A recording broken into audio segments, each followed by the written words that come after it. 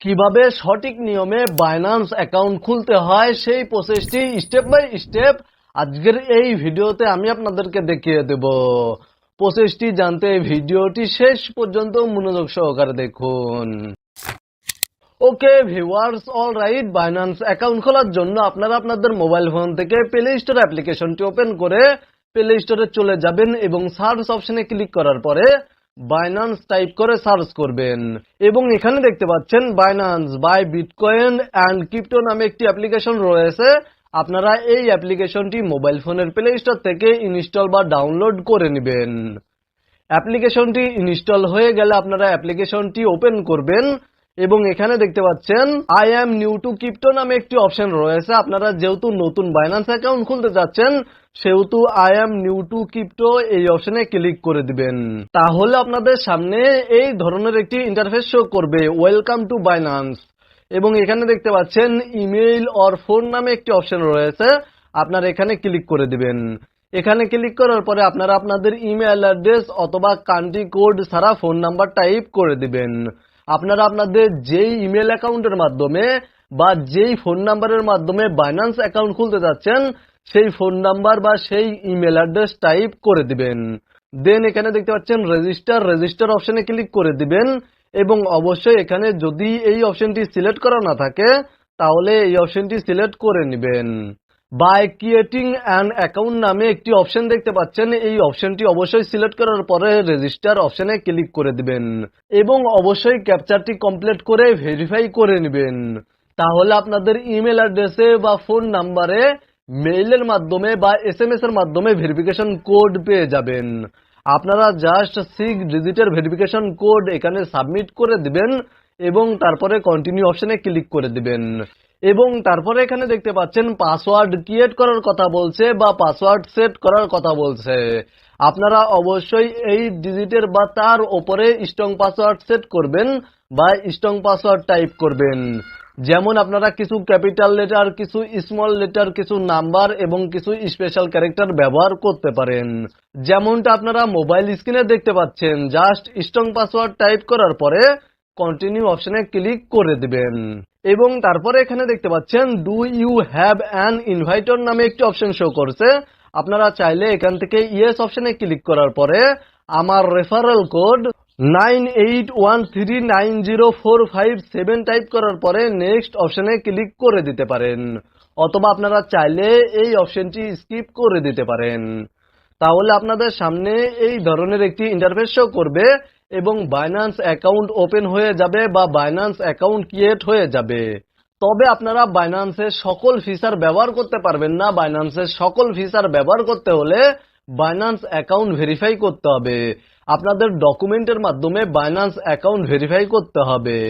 Binance account verify করার জন্য আপনারা এখানে ভেরিফাই অপশনে ক্লিক করে দিবেন অথবা উপরে দেখতে পাচ্ছেন 3 লাইন মেনু বার রয়েছে, জাস্ট এখানে ক্লিক করে দিবেন। 3 লাইন মেনু বারে ক্লিক করার পরে এখানে দেখতে পাচ্ছেন আনভেরিফাইড নামে একটি লেখা শো করছে, আপনারা জাস্ট এই অপশনে ক্লিক করে দিবেন এবং আপনারা আপনাদের এনআইডি কার্ড অথবা পাসপোর্টের মাধ্যমে বাইন্যান্স অ্যাকাউন্ট ভেরিফাই করতে পারবেন।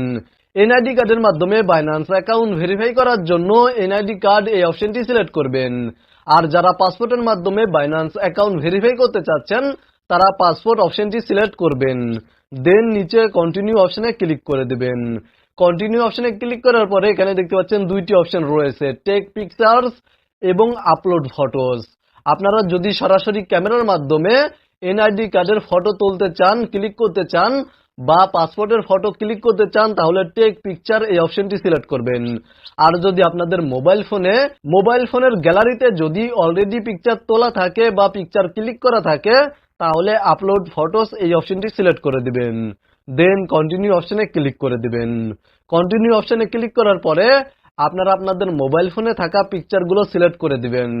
ফ্রন্ট সাইডের পিকচার এবং ব্যাক সাইডের পিকচার সিলেক্ট করে দিবেন।